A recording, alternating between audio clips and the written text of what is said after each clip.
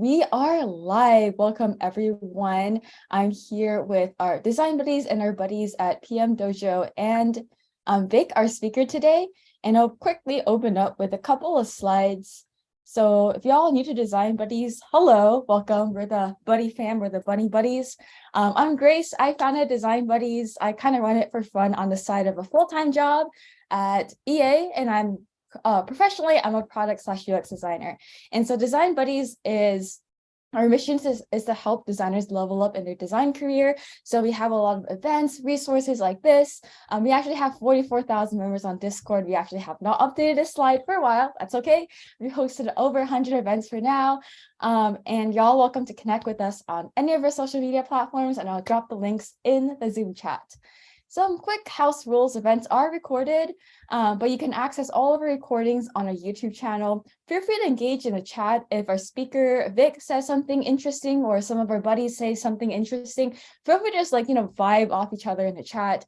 And at the end, we like to try out, at the end, you can promote your LinkedIn links for buddies to connect, but keep them at the end as well, so people just meet each other.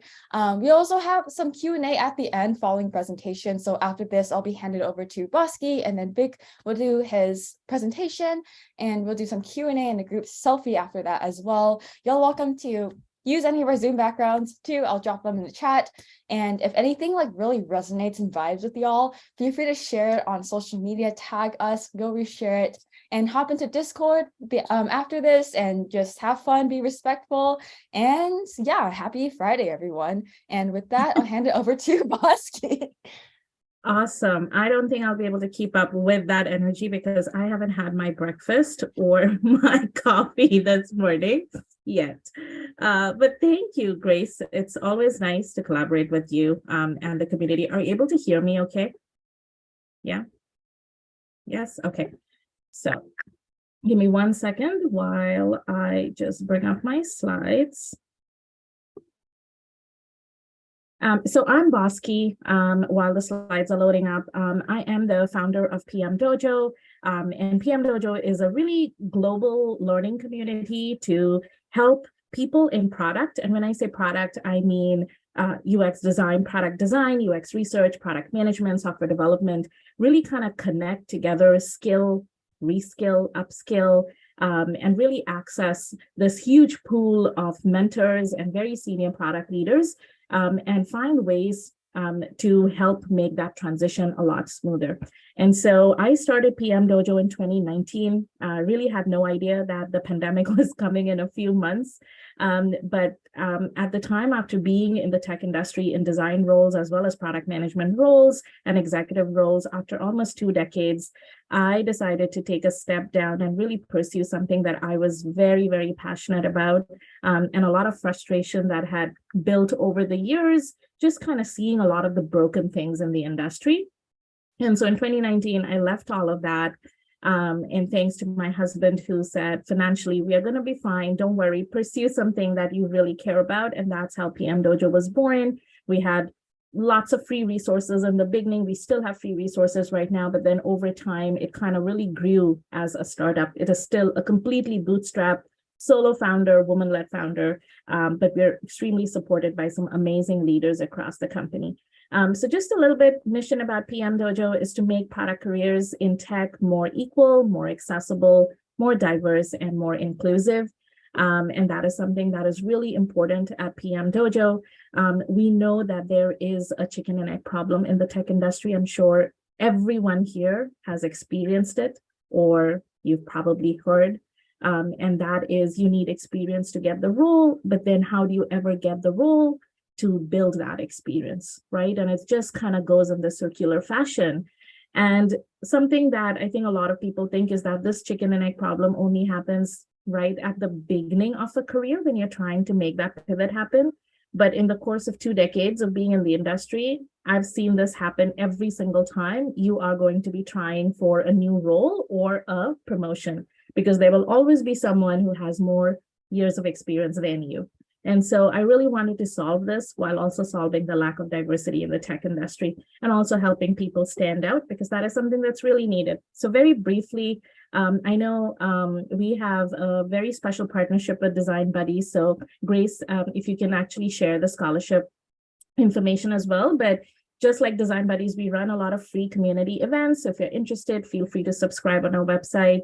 But also we have three special learning tracks for designers, for product managers, UX researchers, and developers. So if you want to work as a cross-functional team and go all the way from ideation to launch and actually launch a live product in the market and not just worry about case studies and fake projects, you can join our core track and industry track. In industry track, we match you up with a real company so that you can actually solve a real business problem and help that company launch a product as a cross-functional team.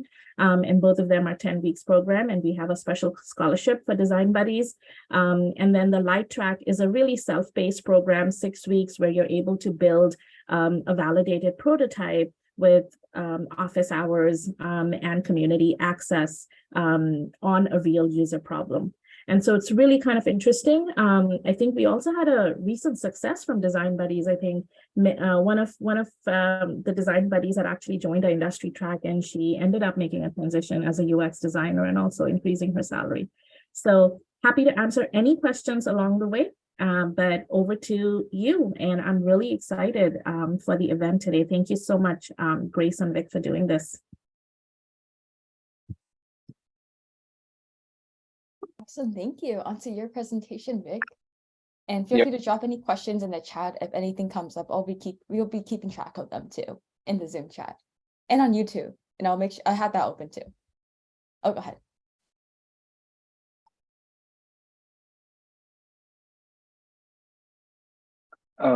Yep. Thanks, Bosky and Grace. I hope you guys can see my screen. Yes. Okay, so I'm not able to see the chat though. I can man the chat, Vic, don't worry. Okay. Yeah, so hi everyone. Thanks for joining. And yeah, I think like today's topic kind of relates to the entire story that Bosky mentioned, where we know a lot of people, a lot of folks are trying to break into tech, especially like I'm talking from like product design perspective or UX design perspective. So we have been seeing a lot of people trying to get into design, and there are like a lot of common problems and patterns that we see. And I think my intent today is to just share some things that I find, and maybe share some solutions as to how this can be solved. So I think yeah, hopefully you'll find it helpful. So just a little bit of intro about me. So my name is Vikram, and I am currently working as a senior product designer at Salesforce. Previously, I have worked at companies like Synopsys, IBM, and I consult with some startups with research and design. And my background has been master's in software engineering and research in human-computer interaction. So I'm also one of those who kind of like pivoted into design and from being a software engineer. And I think like it's kind of been a interesting journey. Today's topic kind of relates to the entire story that Bosky mentioned, where we know a lot of people, a lot of folks are trying to break into tech, especially like I'm talking from like product design perspective or UX design perspective. So we have been seeing a lot of people trying to get into design, and there are like a lot of common problems and patterns that we see. And I think my intent today is to just share some things that I find, and maybe share some solutions as to how this can be solved. So I think yeah, hopefully you'll find it helpful. So just a little bit of intro about me. So my name is Vikram, and I am currently working as a senior product designer at Salesforce. Previously, I have worked at companies like Synopsys, IBM, and I consult with some startups with research and design. And my background has been master's in software engineering and research in human computer interaction. So I'm also one of those who kind of like pivoted into design and from being a software engineer. And I think like it's kind of been a interesting journey because back then we didn't have communities like design buddies or PMDojo. So so it's been a little different journey. But yeah, and I think it's very important to kind of just go into like why we are talking about this topic today. And I would definitely thank Design Buddies and PMDojo for allowing scenarios where we can talk about such topics. So so I think like some of the observations and also like as a context, like I have been mentoring designers for about like 4 years now, and I have this is like my 10th year in design and tech. So I have been talking to a lot of folks, and I have been like hearing or observing a lot of changes that are happening.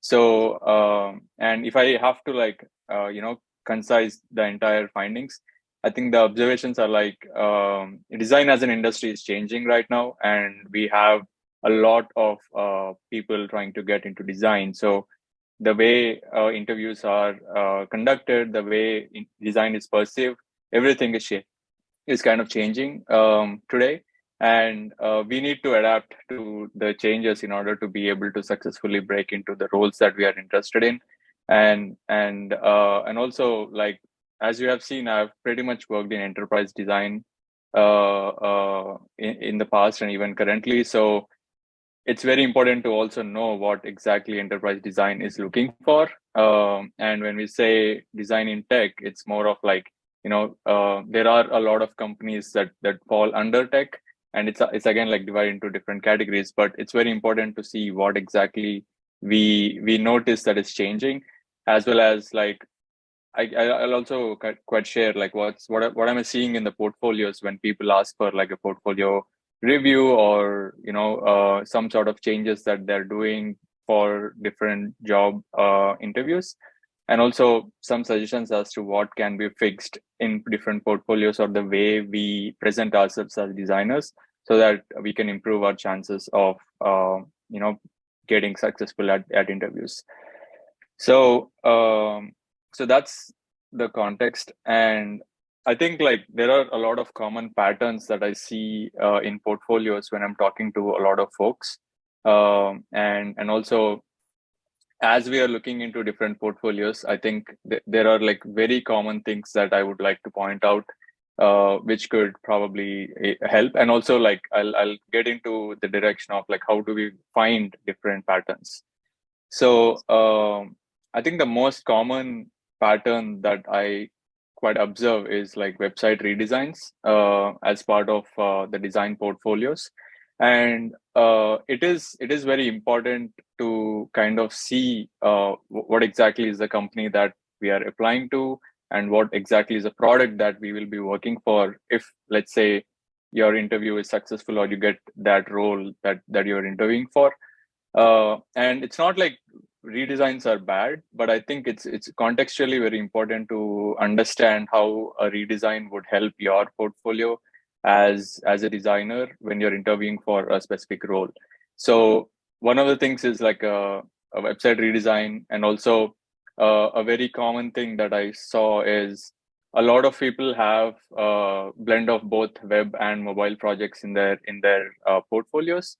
And when you're applying to a company which is working or which is developing a product within a web space, it is very important for you or your portfolio to be relative to what the product is developed for. So it's quite important to have that relatability between what you're presenting versus what exactly is the product that you're interviewing for. If it's a mobile application for which there is a design role and you're interviewing for it, it's important to quite present a mobile project, for example.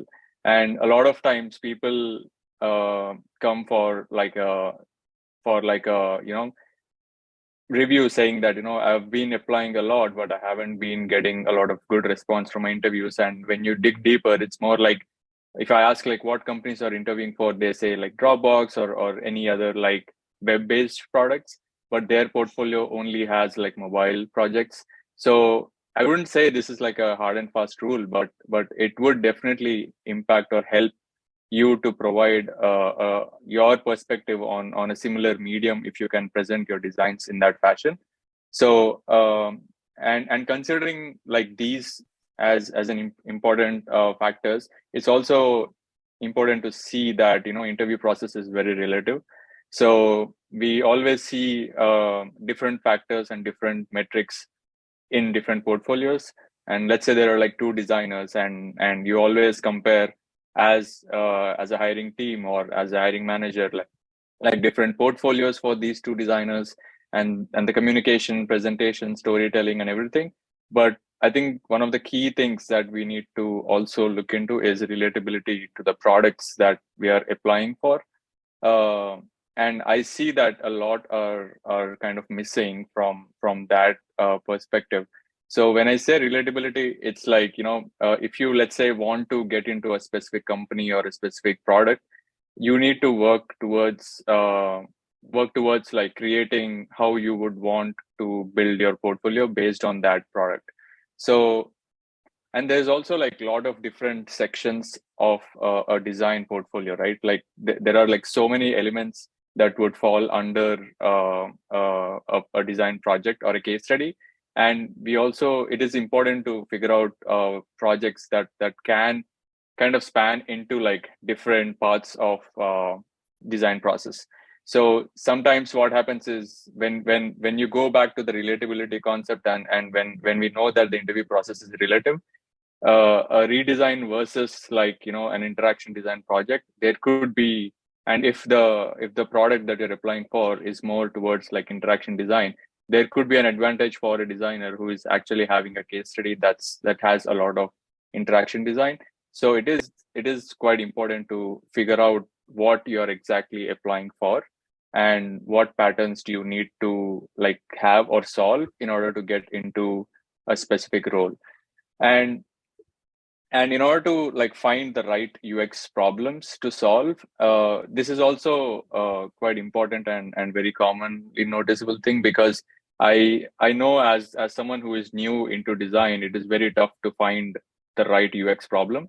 So most of the times it's like, we want to solve, you are probably out of a boot camp, you're probably out of a specific scenario, but you don't know what exactly is the right UX problem to solve or have as a case study in your portfolio.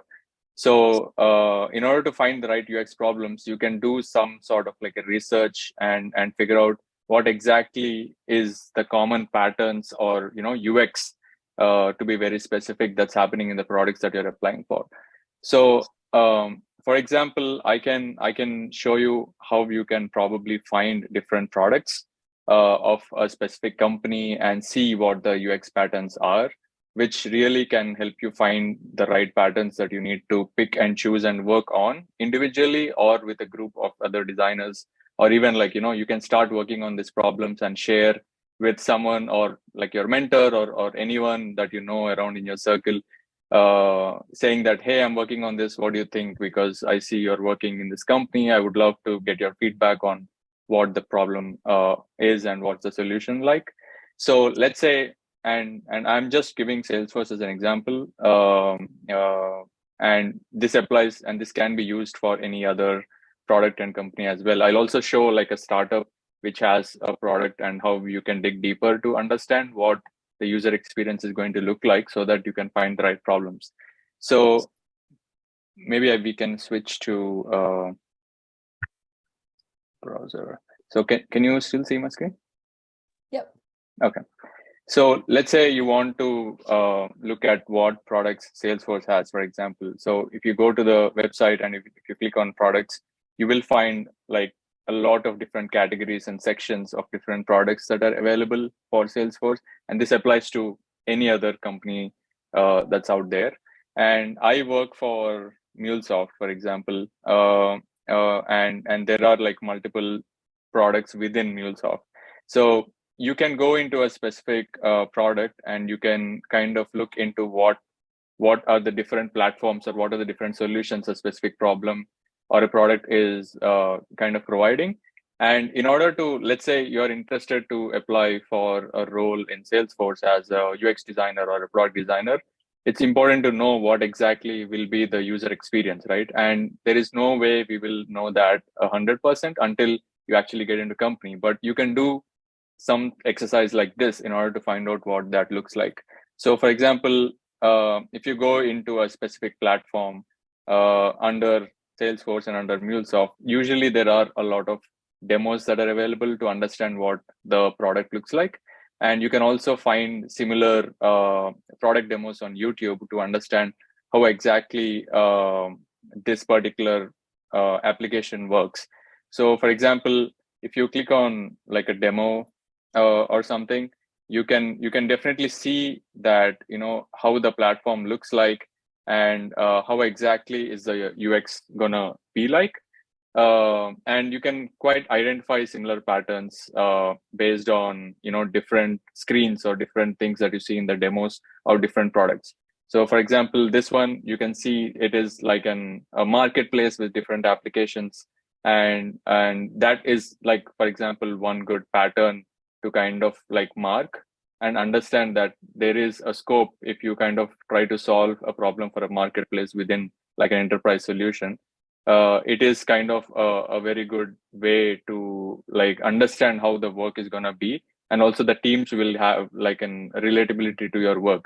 And again, like I said, you will never probably get to the right solution, but I think the attempt is to kind of like quite understand how exactly you can try to get closer to the UX of a specific product. And this doesn't really necessarily mean that you will probably uh, be close to the position in Salesforce, but this can also be used for your other uh, interviews as well, because it's more closer to an enterprise design problem and a solution rather than you trying to solve like a very small like shopping cart kind of an experience as a project in your case study. So because it's relative and because the design is getting a little technical and complex, it is important for us to like upscale our problem statements as well as we are trying to solve different problems in case studies.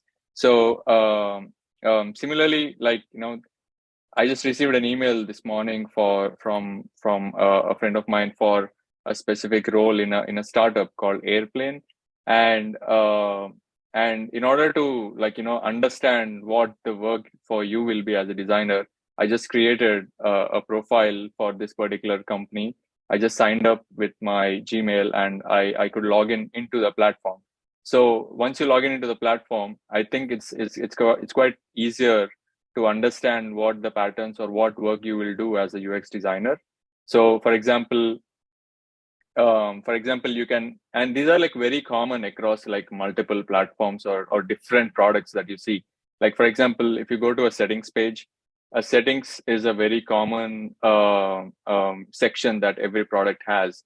And within the settings tab, you will have like, different patterns like members or users or participants, or there are like different groups, or there are like different sections of a product, right? So let's say you go to groups and you want to create a new group. You will see that these are different fields that are needed to kind of create a specific like new group or a role or email. And you can see that this is more of like a lot of like interaction that is happening within the product. Similarly, if you want to go to a tab called resource, and when you click on a new resource, you see that there are like different options to select. So if you don't go into the specifics of what this does, just look at it from like a UX perspective as to see like how the interaction is and how someone would have to like create something in order to set up or use the product. And you see that there are so many options and so many selections. So for example, a form is a very common UX pattern that you see in a lot of companies, and you can just go crazy on just designing different forms for different use cases. So that itself is a big problem that you can solve or try to identify. Similarly, permissions or access management is one another like important category that lies in a lot of like companies, or even like any other apps like Slack or Discord. Anything has like access management where you can provide access to different members of the team. So access management, for example, is one key element that if you master as a designer, for example, and present it to different companies, it's going to be very like helpful project if you really are looking for any UX problems to solve. Similarly, like tables are also like a huge deal in most of the enterprise products. Like I think you can also see here that there are like a lot of graphs or tables or sections for which you need to like build the experience as a designer. Um, and I think it's quite interesting if you can get to such problems or like interactions as a designer in order to figure out how that can be done. So this concept kind of quite has been like very helpful for me in the past. For example, like while I was like looking for opportunities earlier, I quite followed a similar approach. For example, for Salesforce, like for example, if you want to get into or understand the experience, not even like get into of how the products would look like, I think it's quite important to search for similar products that look like Salesforce and any other CRM platforms, and you will find a lot of companies like Sugar CRM or Zoho CRM or HubSpot, and you can go to YouTube and search for them and just look at their product demos. You will be able to see a lot of common UX patterns that you can identify. And again, like it's not easy as an individual or someone who is starting into the industry to kind of get started to build their own problem or work on case studies. But you can always lean on like in our communities, and also like many other like product managers or designers. Like product managers are a very good resource to kind of identify which problem exactly is the right problem to solve, right?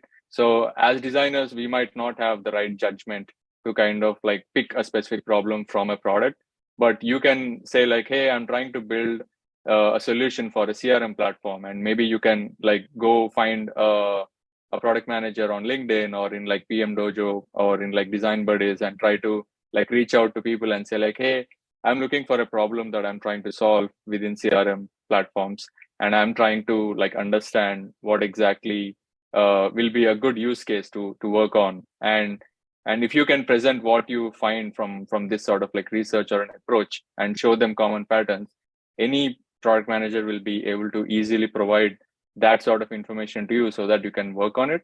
And also it is quite important to like get that feedback, and it's almost like working within the company, but you're kind of like virtually working with the product managers or the engineering teams or anyone. So these could definitely be a very good approaches in order to build different parts of like platforms. And it's not just for like B2B or B2C. It's quite applicable to any product. Like even if you're looking at Uber, you can still do the same for like different delivery or tracking kind of applications, and see what are the common patterns. Like maybe you would want to show a route in a map, for example, for a delivery application. You can still find similar approaches and try to build a specific pattern or the right UX pattern in order to put that in your case studies. So I think like this approach has been like, I have individually spoken to a lot of mentees or like different folks, and I have explained this sort of approach. But I think it's like a very important piece that would definitely work in like building your case studies or building your problems. So I think that's something that I wanted to share across, and I'm happy to answer any questions as well specific to this, or like in general about like the tech companies or like different ways of breaking into tech.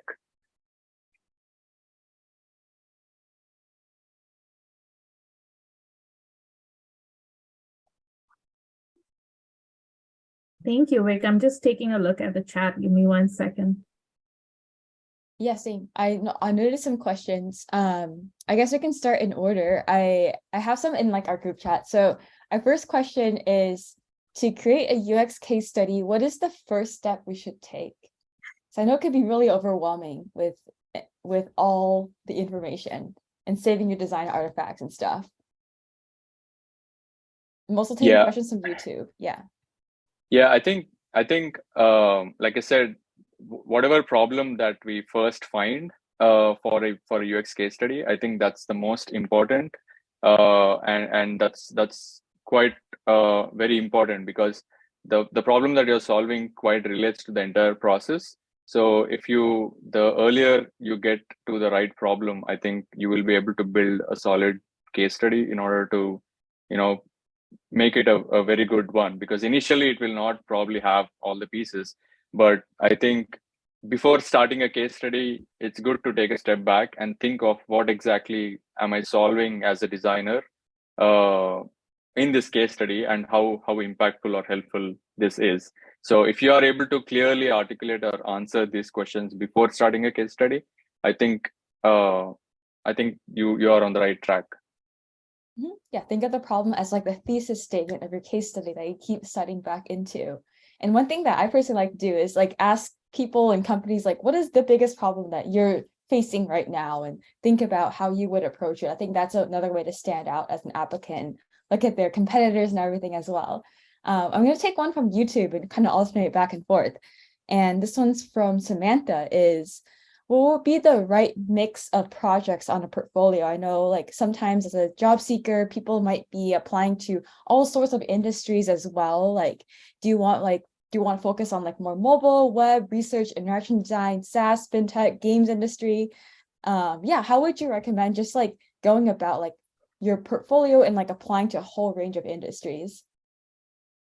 Yeah, I think it's a great question. And that's the point where I was talking about like relatability. So let's say, because the list of different sections that you mentioned is like pretty wide. So if you're like very interested in a specific platform or a specific section of a portfolio of companies, I think you can go in that specific direction. So I know a lot of designers who are very specific, are interested in healthcare, so they quite try to find problems or try to have their portfolio or case studies that are relatable to those companies. Because let's say you're interested in healthcare or you're interested in banking, and it still works if you have like a good case study and it's again like relative and the usual interviewing process. But if you have something that's relatable to the team that's interviewing you, and the same, if you talk in the same language, I think it's like it's going to really help or influence the entire like interview process in general. So I think like having that context as to what exactly that product is that you're aiming for is really important. And if you don't have anything like that, it's really totally fine to have diversified set of portfolios, because you never know who would like which project from your portfolio. So you can obviously have all sorts of like different case studies as well. So again, these are all not like specific rules. I think like it's more of like trial and error that you kind of like get to at a point where you have, let's say, 6 projects. You just present like 2 depending on which company you're applying to. So I think you'll eventually find that spot.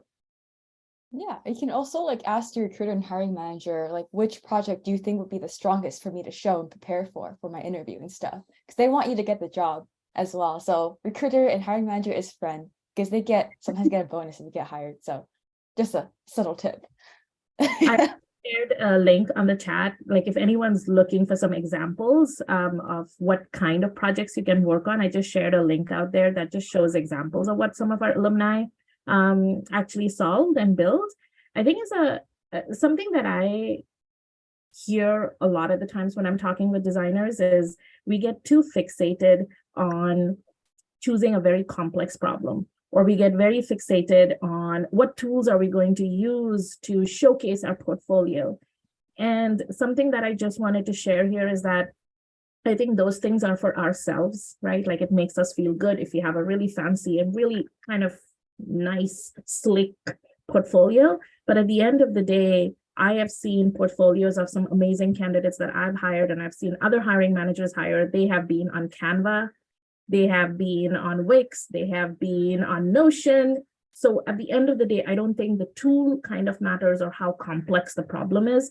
Be very, very mindful of showing and demonstrating your design process and why you have, as a designer, taken a certain decision, a certain step, as opposed to just following a checklist, which you might have done maybe in your boot camp or your typical, like we all know, you have to research, then you have to, wireframe and come up with some mock-ups, and then you'll have to test it out. But don't just follow that process or that checklist blindly. Like, really show us why you did what you did, and talk about all of the challenges that you overcame, because that's how you're going to get so relatable with the people that you're going to be talking to in the interview. Because believe me, as designers, as product managers, whoever your hiring committee is, that is their day in and day out. They are solving problems, not just for the customers and businesses, but they're also solving problems along the way. Because if it was that easy, all of these problems would have been solved a long time ago, right? So just wanted to share that. Yeah, and showing that conversion and divergent thinking, like how many solutions came up, and then why did you go with the final one? Actually, what I look for a lot in when I interview people as well. Yeah. Cool. Our next question is, so I feel like this question could be pretty broad. Is like, does the complexity of the problem matter, or can a simple problem be just as effective? Or like, how would maybe providing some examples of problems. I feel like a problem could be simple or complex depending on how much is involved. So like, how would you define complexity of a problem? And what would you recommend buddies searching for problems to solve to go about picking which problem to solve? Yeah, I think it's important to judge when you get, usually when you apply for a role and when you receive back a response saying, hey, we'd like to interview you. That's the time and place when you have to like just do some research about what exactly that team is working on, or like what exactly is what they expect. And in general, if you're trying to find like design complexity, it depends on your skill set as well. Like if you're someone who is very strong in interactions, then you can definitely try to go deeper into like what exactly would be a strong interaction design problem, and have like more metrics or more different use cases or edge cases that you need to like solve for a specific problem.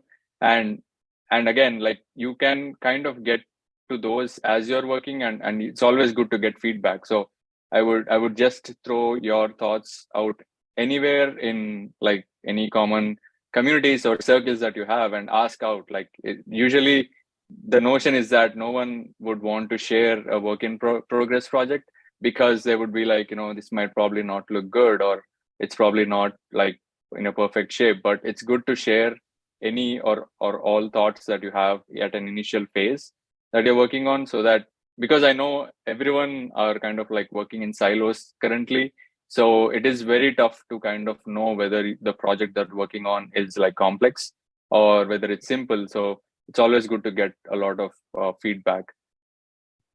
Yeah, like feel free to share in design buddies any ideas you have as well, and get some feedback. I say vibe checks. Vibe checks. So there's a lot of questions. Bossy, feel free to take some as well. I'm just coming through to find some interesting ones. I think I'm gonna just go at the bottom. How do you do you just reach out, cold outreach to early stage startups with a UX project idea for freelance to add to your portfolio? What is the best strategy? I just put my quick thoughts there. Yes, that is definitely possible. If you're going to be joining an early stage startup, know that they move extremely, extremely fast. And so you're not going to get mentorship. And you have to be in a, like, you want to make sure that that would be the right environment to learn and not just feel super demotivated, because there can be different kinds of startups. But that is definitely an area that if you want, you can. I think asking for help and reaching out to the people in your network, that's super important. I think over the last 2 years, especially, it has become a creator's economy. There are lots of people building communities. Design Buddies is one, PMDojo is another one. Reach out. We have side projects too as part of our free community if you want to find people to work on. Because I think a lot of times with portfolio and with case studies, I think one piece that I think becomes increasingly challenging for candidates is how do you show that and how do you demonstrate, in addition to your design process and design thinking, how do you demonstrate that you can collaborate and be part of a team? Because designers don't work alone. Unless, of course, you might be working in an agency setting where you are just, you're working directly with a client, but you're not working with other folks. I think that is something that you want to think about. So if there are opportunities to work on side projects where you're working with different people, because it's very easy to agree in our head with our own ideas. And we never disagree with ourselves most of the time, but when we are working with other people, everyone has a different perspective and everyone has a different lens with which they see the problem, they define the problem, they may have different viewpoints on the design direction. And how do you navigate all of that is what happens in the real world when products are getting designed and built. And so that skill is also very, very important to showcase a lot of the times, depending on how competitive the market is and depending on how many candidates else you're competing with. So yeah, side projects are great. Just reach out, I think, even on Design Buddies and say, hey, I want to work on a side project. Who wants to join? Or reach out in PMDojo, right? We also have that available. And that, again, I think that is one of the biggest reasons why our 3 learning tracks also help with that cross-functional experience. Yeah. Also, oh, go ahead. sorry. Also, just to add to that, Bosky, I think like when a lot of startups don't have their like time, bandwidth, or money to kind of hire a designer to be specific. So I'm talking about like very early stage startups who are just trying to get funding, or you can obviously reach out to all of those startups and say that, hey, do you want me to do like a free review or like a heuristic evaluation, or just find problems in your product, or just give me like an access and I can just go over and try to find some usability issues, or maybe just try to tell you what I find or my perspective as a designer. And it's really gonna help as someone who is like looking for new real world problems to work on. Like you can go to, for example, Y Combinator and find like the startups that they are launching, for example. And every year there are like new startups that keep launching, and you can just cold reach out, is all we can do anyways. So might as well reach out to like the bulk of companies that are available, and definitely people will reply back saying, yes, we would love to have something as a review from design perspective. And it did work for me as well in the past by like just cold reaching out. It is like a long process, or just have patience, but it will definitely work the more people you reach out to. That's also a very good way to get your hands onto a real problem.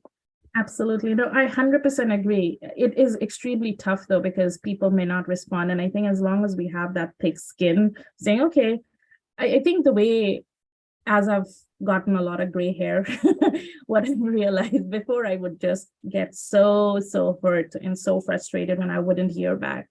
But I think over time, what I've learned is that when I reach out, it's just another way to build a relationship in an industry that I plan to stay in for a long time. And even though from the outset, it can look like the tech industry is very, very big, in essence, it is extremely, extremely small. Most people happen to know each other, and that 6 degrees of separation sometimes even feels less.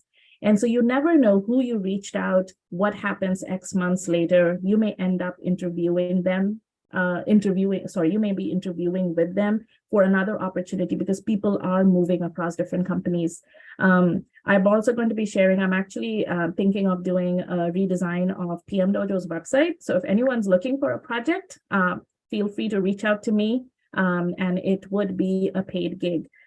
Again, we are not making profit as a PMDojo community, but I also don't believe in free work. So if anyone has good design skills and they're wanting to kind of get some real world practice, reach out to me. I'm happy to talk about that project. Yeah, definitely also networking, building relationships. Instead of like, I feel like networking can sound a little bit intimidating sometimes. Just see it as like making friends and finding how you can help each other and Yes. vibing.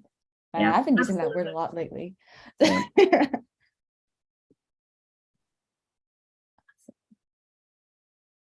And also like if you're just like curious about something, don't be afraid to start it. For example, for design buddies, I just want to make some friends in design. So I just made design buddies. And no need to ask for anyone's permission. Just do it. Just don't let anything stop you if you're curious. Design assignments. Interesting. I'm just going through some of the questions I see on YouTube and on Zoom.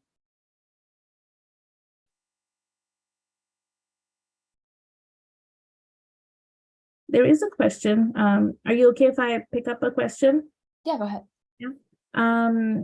This is if I apply to an edtech similar startup as a UI UX designer, but as a new designer, does my 7 years working in education and non-tech roles count as an experience? So this was from JDY. Do you already have some design experience in the real world?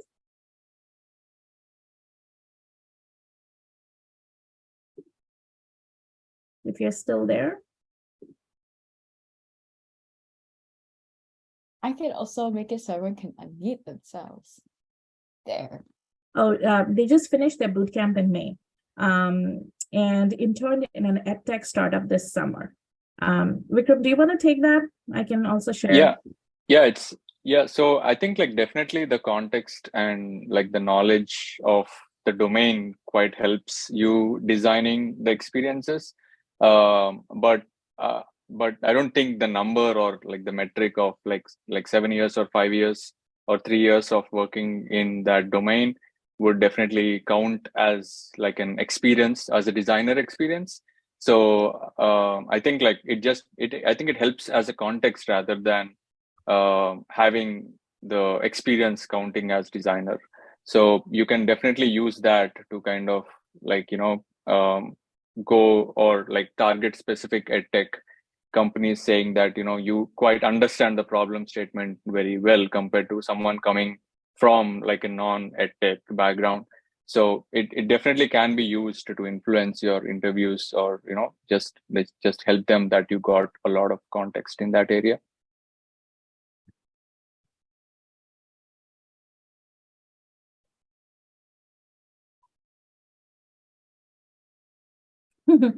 Yes, absolutely.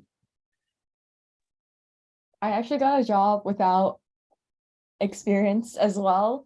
I feel like just like curiosity and being really interested in what other people are doing is also good. And like just being open-minded to seek different opinions different than yourselves. Yeah, networking. That's how I got a job without applying. Just networking. I actually never applied for any of the jobs or just like got it solely through networking. That is a I think a very, very smart way to apply, because if you look at any of the hiring, like the number of interviews and the interview process that exists for product people, designers included, it is long and windy, with panel rounds and all of those. So yes, if you can leverage those relationships, that's really, really key. Really Yeah, key. leverage relationships, but also put in the work to improve your craft as well. Absolutely. Absolutely. I wanted to kind of share something here. I think a lot of times for people who are trying to get into, and we're just going to talk about design here. One thing is, and I would love, Vikram, your perspective on this, there are many different kinds of design roles. And so I think a lot of the times we say product design, and we just lump everything under UX design. So, there is UI design, UX design, there is UX content, there is service design. Some companies hire for that. So there are a lot of different kind of roles. So just kind of just be mindful, I think, when you're trying to search for these roles. And I think for a lot of people who are looking to make that switch and get into a design role for the first time, I think just as humans, it is very, very normal that we start focusing on all the things that we don't have. So it could be we don't have that many years of experience, or we don't have the domain experience, or I've never been a designer before. you want to stop and maybe just reflect and take stock of all the things that you have. These could be your own your superpowers. That's what I like to call them. These are things that make you unique. These are your unique perspectives, things that you might have come across that made you you. And it is very, very important to be thinking about those things and thinking about what does that bring to the table as a new designer. Because a lot of the times for people, I think, who are very experienced, we get so used to doing things in a certain way that unlearning becomes very, very difficult. Very, very difficult. And I see this every single time, even in PMDojo, when we get people with very little experience, it is very easy to mold and coach them. But then when we get people with a whole bunch of years of experience, 18 years, 15 years, who are looking to transition, it is extremely hard to coach. So this is something that happens a lot in companies as well. So I think never undermine how much you can learn and how fast you can learn and the hunger that you have. And all of those things as someone relatively early in your career. So I just wanted to share those two things. Yeah, awesome. We can speed through. We got a bunch of questions on YouTube. Our Zoom meeting was full, so like we had a bunch of buddies tune in on YouTube as well. So let's do some quick lightning round questions as we wrap up, and we can do a group photo in like a networking time. We just plug our links, but after our questions, so I don't lose a chat.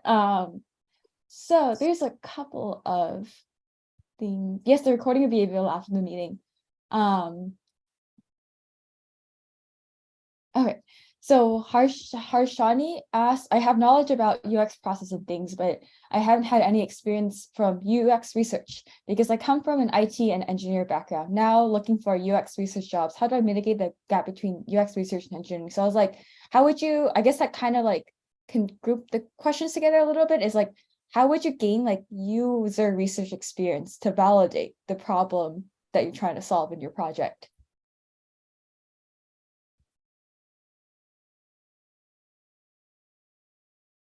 Oh, can I take that? Yeah, that's for you. Yeah, I think like especially for a lot of folks, I think like even the previous example of edtech or like IT and engineering, like there is a lot of context that you might have from a specific domain. And I think it's important to understand the responsibilities as well for like how a UX researcher would perform in a specific organization or a team versus how would a designer doing the research would like try to get in the minimal research that's needed for the project. So understanding that role or the requirements or like the day-to-day responsibilities is probably like one of the first things to quite get into what a UX researcher would do. And also like there is a lot of different ways of trying to do research, like either it's moderated or unmoderated. Like you can send out surveys and also get a lot of information about the actual users that are using the product. So I think the like mitigating gap between research and engineering is mostly trying to talk to actual users. So the more you talk to actual users who are using the product, the faster you will learn about the problems, and that information can be processed to quite solve the problems in design. So understanding where research comes into play in the entire picture of like the design process, I think that's like quite key, and it helps mitigate those gaps. Awesome. Talk to users directly. Exactly. So I'm going to do one more question and we can do a group photo because we're kind of cutting short on time here. It's from Kate on YouTube. She asked, as a UX design student, how to find experience working with a developer and do some side projects, or how would you like gain that like engineering collaboration experience as a student? Come to Yeah. PMDojo.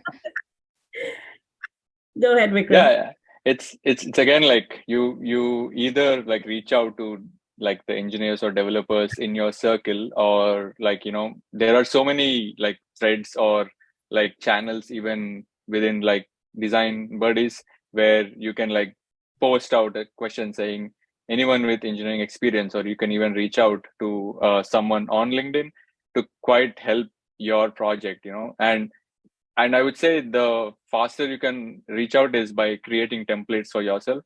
So just create a template to reach out to someone from an engineering side, and create a template or a message for a PM side, and just shoot them out whenever you have time.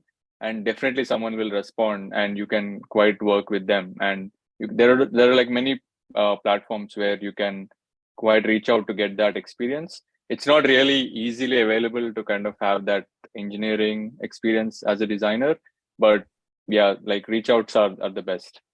Mhm. Yeah, awesome. Let's do our group photo time. And also, any last pieces of wisdom you'd like to share with our buddies today, Vic? And feel free to stop sharing your screen, and our buddies, feel free to turn your camera if you want to be in our group photo. We like to do this for fun. Gonna be on our Instagram stories as well if you all want to be on TV. Any last words before we do our group photo? I think like I'm happy to like help anyone looking for specific mentorship as well. So feel free to reach out to me on LinkedIn or Twitter. So yeah, I'm pretty responsive. So yeah. Yeah, awesome. And one thing about engineering, that they're like really good at thinking of like edge cases of products. So think of like your edge case users and take them into consideration with your designs. But yeah, as we take our group photo, we like to encourage our buddies to connect with each other as well. So this is your time to plug away, and you can like save the chat and like connect with everyone here and saying that y'all met at this event, because we want buddies to make more buddies here. I'm going to drop the Design Buddies link, and feel free to drop all your links and plug away. And as we take our group photo, make sure to save the chat and connect with everyone you see, and leave a personalized invite, personalized message saying that y'all met at Design Buddies. We want our buddies to be connected with each other. Feel free to drop your other socials as well. And as I finish dropping our socials, we can do our group photo. So we're gonna do a photo first and then a wave for our Instagram story. So I will count down 5, 4, 3, 2, 1. Smile. I love I love the hand William. Are we gonna do a wave for our Instagram story? This is like something we do. You can like wave, dance, dab, do whatever you want. And I'm gonna make sure I'm logged into the right account. Like one time I actually posted in the wrong account. All right, ready, set, wave. Hello, buddies. We are here at Break Into Tech with the right UX problem with our buddies at PMDojo and their speaker, Vic. Thanks for tuning in today from Zoom and YouTube. Make sure to catch the recording. Cool. Something fun we like to do. And with that, I think that concludes our event. Is there anything else we like to talk about? If not, save the chat and connect with everyone you see.